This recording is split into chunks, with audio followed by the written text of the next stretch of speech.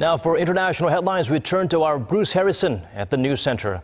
But before focusing on the death of inmates in a fire at an overcrowded prison in the Philippines and how some Volkswagen owners only care about satisfying their need for speed regardless of whatever, Bruce, let's first start with a major accomplishment for the small country of Tunisia, its struggle for democracy. And I think it's not an understatement or an overstatement to say that this country was certainly under the radar in terms of nominees for the Nobel Peace Prize. Yeah, definitely, Daniel. Tunisia is a young democracy, and it still has a long way to go. So a group of Tunisians winning the Nobel Peace Prize will definitely encourage that government to continue in the direction it's headed. Our Lee Soo has more on the humbled winners.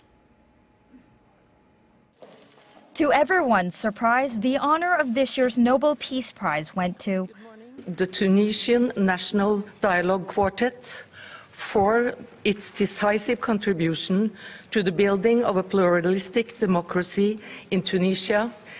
The quartet, formed in the North African nation in 2013, is a coalition of 4 civil society organizations, each representing different values and sectors in the country.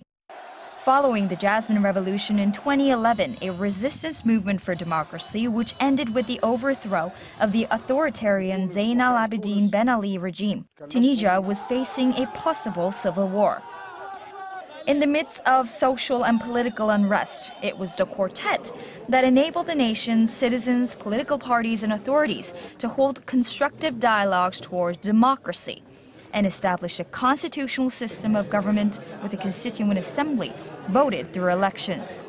The Norwegian committee recognized the quartet's role as a mediator and driving force behind the democratic advancement.